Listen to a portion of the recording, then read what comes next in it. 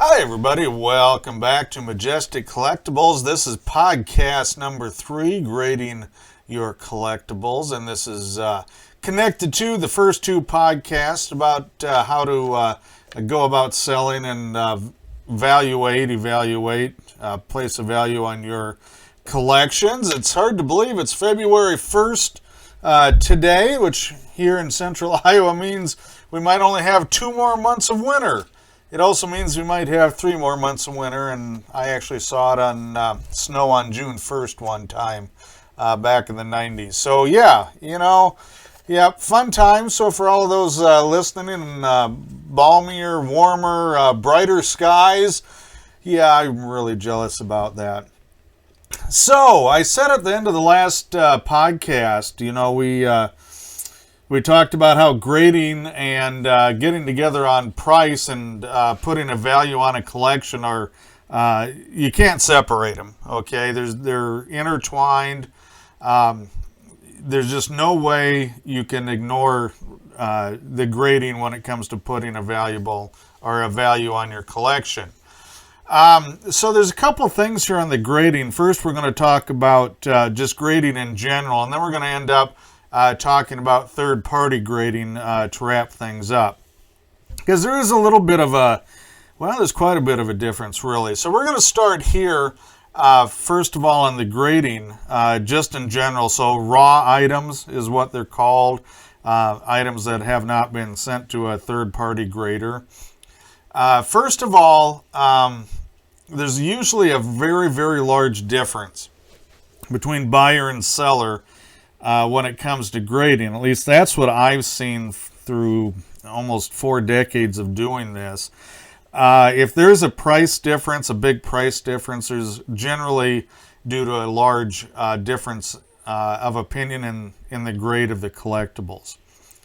And first of all, I'm a fan. I'm a collector too, okay? So I'm not just strictly talking to you from a mercenary dealer standpoint. I do collect mainly comics. Batman has been my collectible, whatever you want to call it, since I was 7 years old. So it's been a while.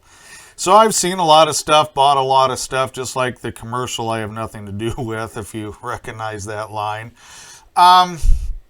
The first thing with grading is I see people being speculative. Don't do that. And what I mean by that is, so 2020 we didn't have a lot of shows. Well, 2021 hit, things opened up a little bit, and people were coming to my shows, flea markets, didn't matter. And they're like, hey, do you think I can send this off to be graded? Hey, is this people just did not know what they were doing grading, and they were speculating on, everything, comic books, trading cards, action figures. It didn't really matter. Anything I sold, people were speculating on it. My advice is, first of all, collect it because you like it. And then a lot of this, doesn't quite matter as much. If you're not as, collecting it to flip it or to pay for a college education or retirement or whatever it is you're collecting it for. So don't be speculative. And, that's not what you hear today. If you flip on YouTube, you go on the online forums, it's just everywhere, right? That would be my advice there. The second piece is, no matter what you do, do it for fun, do it because you like it, but you need to learn how to grade kind of before you start collecting or as you go along. Don't jump in to the deep end of the pool like a lot of people did in the last 2 years and start spending hundreds, if not thousands of dollars on items, not in third-party graded items, again, raw items, and then send them in and expect, some big reward. And a lot of people were very disappointed. The grading got backed up, the market changed, and it just didn't work very well in the long run. I don't think it worked all that well in the short run.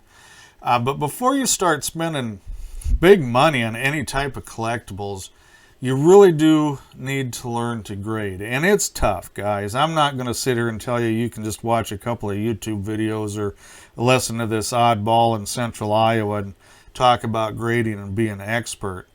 You really need to sit down with an advanced collector or a collector dealer like myself, and we're absolutely happy to explain to you how we grade. Okay, what we look for, the flaws we look for in anything. And that is the best way to learn it. It's not a really great way to sit down and go on YouTube or anywhere else and try and learn grading in like a 5, 10, 20 minute whatever seminar. It takes a long time. And it takes a long time to be really consistent, and consistency is really important. So as a dealer, I have to be very, very consistent with my grading. If somebody orders a VG comic or a VG card or something like that from me, they need to know or have a pretty good idea of what they're getting, right? They know kind of the flaws that I ding up for. They know kind of the things that I like about them. And if you're consistent, people really like that. They may not always agree with you 100%, but as long as you're consistently grading your collectibles, then it's pretty easy to put a value on them, right? And that's, just take your time. I don't know how else to do it. There are some books out there for grading, both trading cards and comic books, and I'm sure other collectibles too. The problem is, they changed it. So there was an Overstreet grading guide came out, I believe it was the late 90s. Fantastic guide. I still think it's one of the best ones. And they've updated it, and every time they update it, it seems to change. So the consistency isn't there. And those of us that have been doing this a long time have complained quite a bit about that, actually, about the third-party graders. How the grading when they first started, especially the older ones, has changed. And some things they don't look at hardly at all. Other things they kind of let go. Other things they're more strict on. But the consistency isn't there. So it's tough, and this is probably the worst part in my mind when it comes to collecting, buying, selling, any side of the fence. This is a rough spot. But that's the best way to do it. Sit down with somebody that has been doing it for a long time, somebody that's got a good reputation, and start there. And then, as you go through and see more collectibles and more items, if you go to larger shows or you buy a large collection, you can kind of lay things out and say, well, these all kind of fit in this column for grading, and these kind of all go in this column for grading. But, anytime you can educate yourself prior to trying to sell your collection and at least be consistent will help you tremendously. It's not going to guarantee anything. You guys know that. I mean, everybody should know that by now, but you guys know that. But it will help. It'll help smooth things out tremendously. So now we're going to that's my sermon on that. Now we're going to kind of get into the third-party grading a little bit. So this is supposed to be the way to take the angst out of grading, right? The way to take everything I just talked about for the last few minutes and throw it out the window so nobody argues over the grade, right? That's how this third-party grading is supposed to work. And again, it doesn't matter. Trading cards, action figures, movie posters, comic books, coins, currency, whatever else they're grading out there. I'm sure I've forgotten something because I don't deal with everything. The answer to that is it shrinks it up a lot. I still have people, when I bring CGC comics to a show, I still have people look them over and say, hey, I think this is overgraded. Of course, nobody's going to tell you if they think it's undergraded, because then they'll just buy it and crack it out and resubmit it, right? Try and flip it or get a better grade. So, there's still some wiggle room there. It's not as much, anywhere near as much as it is with the raw items on it. But if you're thinking of grading, just keep that in mind.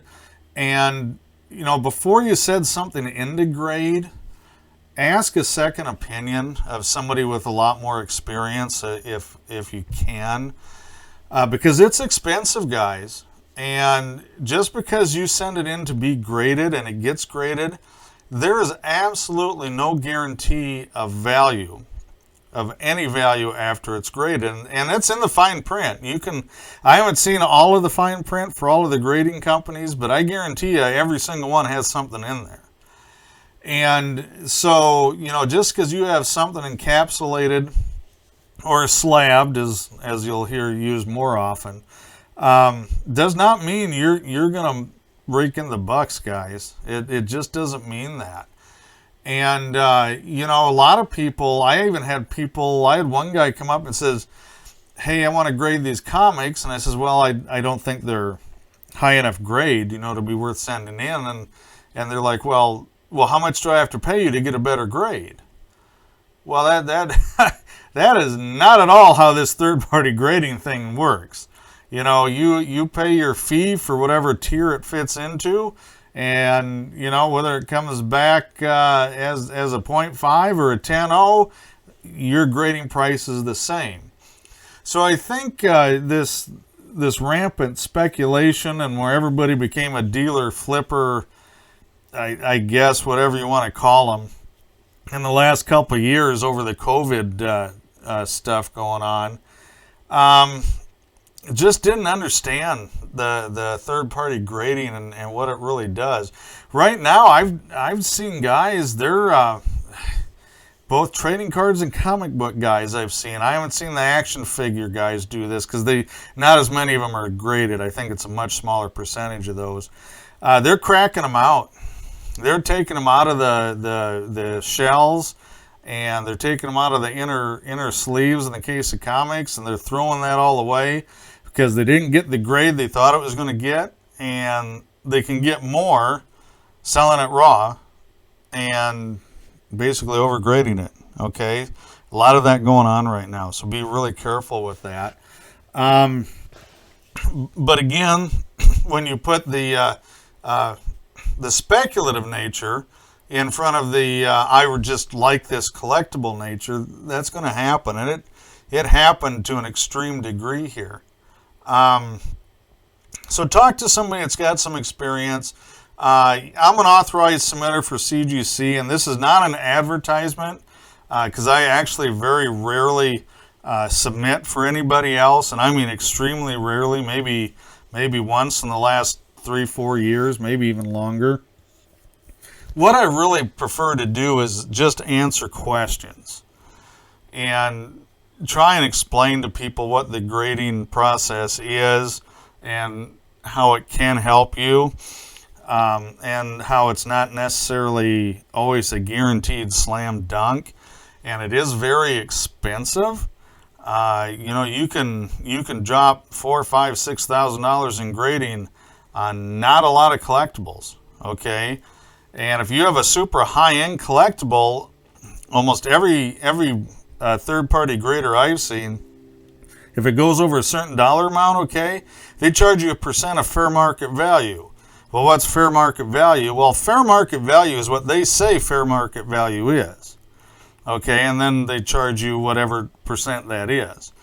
Usually they're, like with CGC, I think it's a minimum $150 flat fee, and then it's like 4%. I don't know. I haven't had anything that high end go in for a while. But you can so you can rack up some pretty hefty grading fees in a very, very short amount of time. So keep that in mind.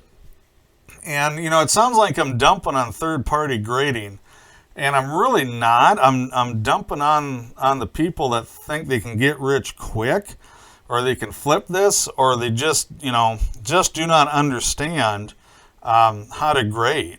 They're just buying stuff. I found this. I think I got a great deal. They send it in. It's going to be a a 9.0, a 9.6, and it comes back a 4.5 or a 5 or a 6 in the case of comics, whatever it is. And then they get upset. And, I get it. It's got to be disappointing, but avoid that is what I'm saying is just take your time, especially if you're just starting out with any type of collectible. Take your time and really focus on the grading, because it's going to save you a lot of money. It's going to save you a lot of time, and honestly, you'll be a lot happier, be a lot more satisfied with your collection if you understand grading. So, third-party grading, is there a reason to do it? And yeah, absolutely, there is some very good reasons to do it. First one, which I actually, this is the main reason I send older comics and older trading cards in, is the authenticity. So it not only gets graded, you get it encapsulated, and it'll come back as authentic. So it's real. It's not a counterfeit. Also for restoration, old restoration, amateur restoration, any restoration, really. So if it's something that you're not familiar with, looking for, restoration and counterfeit items, and a lot of people aren't, and I'm no expert in that either, I send it in to get graded, and they do that job for you, and that's a big plus. That is an absolutely huge plus when you're grading something. I'm going to use Michael Jordan rookie cards, that Fleer rookie. Boy, there's a lot of counterfeits out there of that card, and people have got burned on them because they bought it raw and thought it was real, burned because they sent it in to be graded and found out it wasn't authentic. But that's a card, if you get one of those Fleer Michael Jordan rookies, you pretty much have to send it in to get that authentication, because there's so many counterfeits out there. And that's just one example. There are other examples out there, but that's a big one. So you can get that authenticated, and that is just, yeah, I'm telling you, it's the way to go for that. We kind of talked a little bit about the no arguing over condition. And I said that there is still a little wiggle room, but I'll tell you what, it probably takes out 95% of the wiggle room. When you start haggling, somebody's really splitting hairs. I think this is a 9.2 versus a 9.6 versus whatever it is. So that really narrows it down. And I would say in most cases, to be honest with you, it really does eliminate arguing over the condition. But you'll find out if you're a collector or a collector dealer, or you sell online, you'll find out that there are these guys that are referred to as nitpickers, and some people you just can't keep happy, right? And those are the people that are going to find something, no matter what you do, no matter what you say, no matter what is on that shell or well that the collectible is in, they're going to find something, and you can't really worry about them because you're never going to keep them happy. But it does help in ending the argument for condition. But I want to point out there's still the caveat that does not translate into resale value. Okay? There is no guarantee that whatever grade and whatever collectible you have, you may eliminate the grade. That doesn't mean you won't be far apart on the value or whatever. So keep that in mind. Those two do not necessarily go together. Now, something else that I think is really good, especially for older collectibles, pre-1965 sports cards, for instance, gold and early Silver Age comics, just that anything you can grade that's like World War II or older. And you have archival protection built in to the grading cases. In the case of comics, they actually have a semi-permeable, well, it's really just a kind of a bag. There's a plastic sleeve that goes in. They do seal it. but it's semi-permeable because older items, paper items especially, they don't stop aging. You can slow it down, but it doesn't really stop, and so it gives off gases as it is literally slowly decomposing. And of course, they call it, guess what? Off-gassing. And, there's a big plus to having archival stuff. If you got good collectibles, having that in an archival case, long term, it's going to be safe. You don't have to worry about it unless, it gets wet or burned. I mean, they're not indestructible. But the big plus for it, for me, again, is the long-term archival protection that it gives you. So between, the authenticity and the archival protection, two really, really good reasons to have something third-party graded. Lastly, I would say for this particular topic, another reason, and so here's me. I'm just talking about me now. So I've been doing this a really long time, 38 years. And I've been collecting comics since I was 7, huge Batman fan. People think I have tons of graded comics in my collection. I have 5. That's it. I have 5 graded comics in my collection. I'm a comic reader. That's how I grew up, and that's what I like. I don't have like super high grade gold and silver age comics. I have had them, and I sell them is what I do, and then I buy a copy I can read and not worry about. But I've got 5 books that are really special to me. Probably the only one you might be familiar with is the Batman number 47, and that was Batman's first full origin. And, I can't afford, the Detective 27, Batman 1 I've never had. I did have a 2. So I had most of the Batman comics from 2 on up till about, 2000, 2002. And then I kind of got rid of it all. But, so I have had most of them. And that's when I regretted selling. And I was really lucky. I stumbled across one that was nicer than the one I had sold, which is not normally how that works.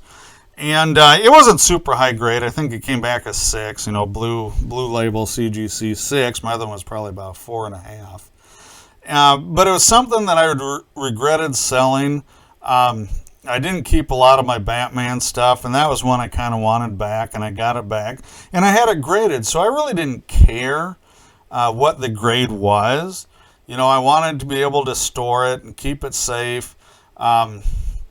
And just something, you can still frame them up. There's ways you can actually display them safely and things. Because you don't want to crack the case. You don't want UV light to fade things out. But it's still, that's what I do. So I've got my 5, that's it, 5 graded comics. Out of all the comics I've ever owned personally, I don't have any more. And I don't have any, I don't have anything else. I don't have any trading cards graded. I don't have any action figures graded. I really don't collect a lot anymore. I do some that Atomic Age EC Comics era sci-fi horror books I've always really liked. So I try and pick some of those up, but they're all low grade because I want to read them. So I'm not picking up anything high grade. Maybe if I get a killer cover or something really trips my trigger on that, I might send one in. But it would just be for that reason, because it's something that has a special value to me. So, again, no hard answers. I know some of you are probably frustrated out there with this whole valuing a collection thing, and that's kind of why I wanted to lead off the podcast series and talk about that, because it's just not easy. So many people get the impression, and I'm going to dump on YouTube again, but there's plenty of other places too, Facebook and some other online forums, where they think that, you can just make a ton of money buying and selling collections from garage sales and things. And it doesn't work that way. I wish it worked that way. A lot of people from time to time think it works that way, and it doesn't. And grading is the toughest part. if you are not in it because you enjoy it, if you're in it as an investor or a speculator or a flipper, you would better learn how to grade really, really well, really, really accurately, and really, really consistently. I have to do it because that's my business. And I think it's the number one reason why I can't get together on 99% of the collections that somebody brings to me that I'm interested in, because I don't buy everything. I think 99% of the reason is grading, is because we are a long ways apart on the grade. And it puts me in a bad spot. I know it makes me look bad, and people can fill in whatever dealer joke they want here. But if it's not accurately graded, and I'm going to give you one example before I wrap this up, and I think I mentioned this before, and that was with my first appearance of Sabertooth. Had a 9.2, 9.8, both CGC blue tagged. And at that time, the 9.8 was bringing right around 13,000, and the 9.2 was bringing around 3,500, and that's 0.6 of a difference in grading. Okay, same book, same grading company, same blue tag, universal tag on it. That's a huge difference. You're not talking 5%, you're not talking 10%, you're talking a very, very large difference, especially on those high-end books.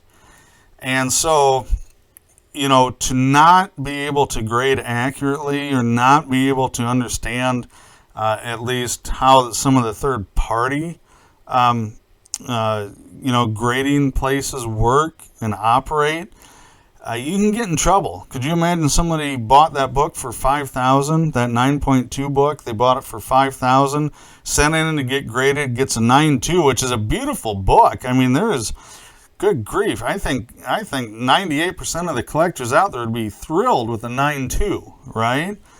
But if you spent $5,000 on it and you sent in to get graded, which probably cost you, $300+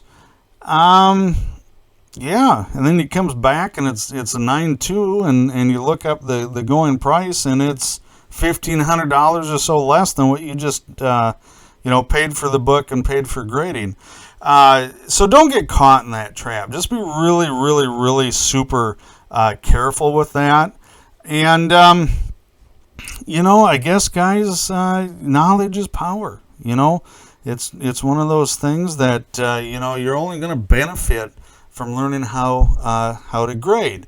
So that's it. That's all I've got for this one. So finally, a couple of minutes shorter than the first two. If you listen this long, and if you did, I really appreciate it. Thank you so much. If there's any topics you want me to blabber on, please let me know. Put it in the comments. Send me an email or whatever. Majestic Collectibles on Yahoo, on eBay, on Facebook. I don't know, probably a couple other spots too. I'm not the tech person around here. I have to ask my kids to do that. And check out our videos. Podcast 4 next week. I don't know what the topic is yet. I'm trying to come up. There's a couple I'm thinking about, but I don't know. I wanted to move away from the valuing the collectibles thing. I think I've complained and whined and sermonized on that enough. So I don't know. Give me some topics. I'll come up with something. I don't know if it'll be very good or not, but then I don't know if this is very good or not either. So I guess we'll find out together next week. Thanks for listening.